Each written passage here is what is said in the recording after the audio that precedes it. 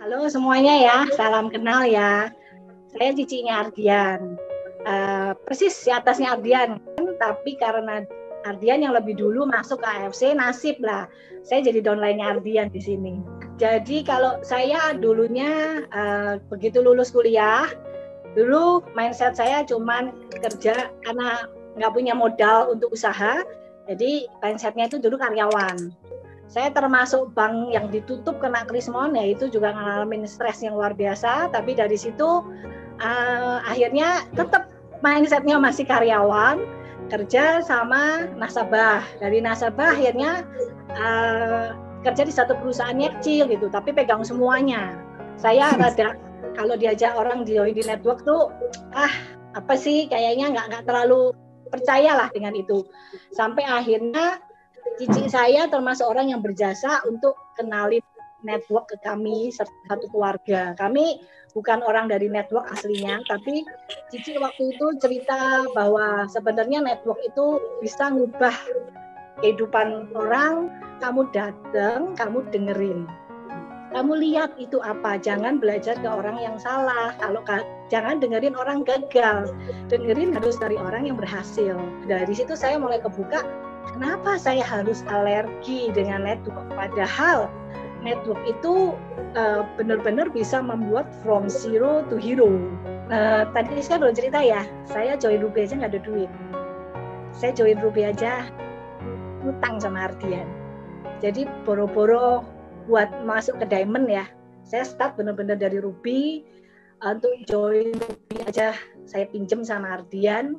Tetap ya, meskipun kita saudara semuanya, tapi hitungan bisnis kan tetap ada. Ardian juga tetap sih, aku tetap mau pinjeminnya di Ruby, usaha sendiri ya sampai ke Diamond. Dan itu memang tantangan saya. Saat jadi Diamond itu pelan-pelan banget.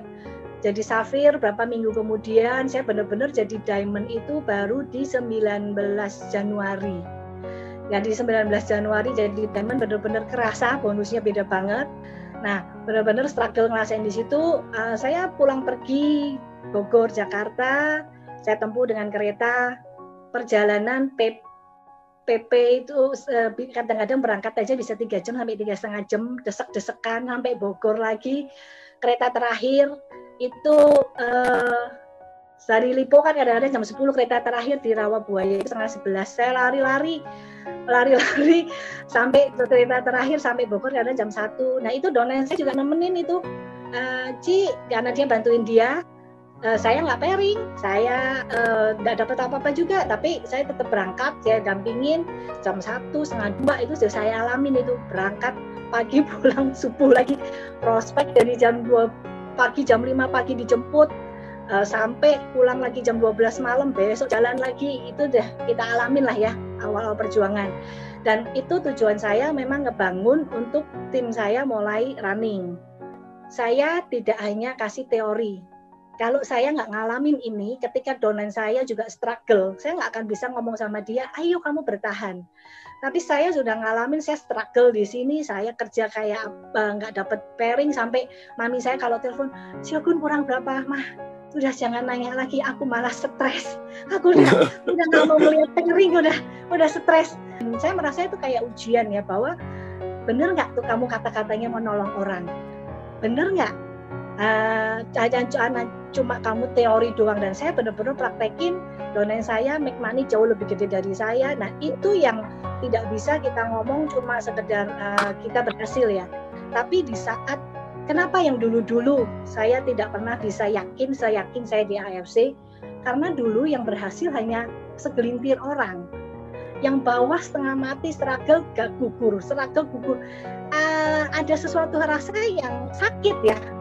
Gitu. Tapi begitu di AFC, saya lihat semua orang rata-rata yang memang mau jalan ya, dan mereka serius, semua make money, karena ya pasti pertolongan dari atas itu ya. Kita tetap ngandalin Tuhan, berdoa, karena segala sesuatu kalau Tuhan yang campur tangan itu pasti ada jalan. Itu yang saya percaya. Tipikal saya juga salah satunya, kalau saya sudah klik, ada masalah apapun saya akan hadapin. Setiap kali kita nggak bisa menghindari masalah, dimanapun pasti ada. Yang penting bagaimana kita menghadapi masalah itu. Yang tadi Cik Anita bilang, prospek terus ditinggal, itu sebenarnya strategi saya sih. Namanya tarik ulur ya. Minta kan sukanya banyak pertimbangan. Oh ini di pertimbangan, jadi dia kalau tawarin bisnis nggak langsung itu, bisa berbulan-bulan dihitung ini dulu, dibawa dalam doa gitu kan. Kita mau ajak makan aja ke Jakarta, dia bilang nanti ya saya diskusi dulu dengan Koabet, dengan anak-anak. Beduh, benar-benar mateng, dia analisa, oke baru jalan. Ya benar-benar melalui AFC ini, Cik Anita yang dulu bukan apa-apa dengan posisi minus, sekarang bertransformasi ya menjadi wanita yang luar biasa, wanita yang sukses. Karena teman-teman saya juga adalah proses orang yang berubah hidupnya karena network marketing teman-teman. Makanya saya selalu nggak pernah saya nyerah. Saya selalu, kadang teman-teman jujur ya, kadang saya benar-benar mau nyerah juga. Karena barang nggak ada, stres karena bangun jaringan. Karena saya hidup bangun jaringan ini saya anggap selalu ada orang yang selalu nunggu buat kesempatan itu berubah.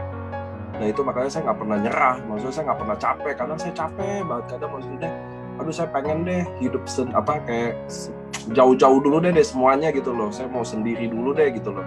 Maksudnya kadang kayak begitu ada, tapi saya kadang bilang mana bisa saya nyerah kalau di luar sana ada orang yang lagi bertahan. Mana bisa saya nyerah kalau di luar sana ada orang yang lagi berjuang. Makanya teman-teman, saya mau kasih tahu ke semua teman-teman, saya mungkin adalah orang yang terberuntung di dunia karena saya pernah lihat orang-orang di AFC berubah hidupnya.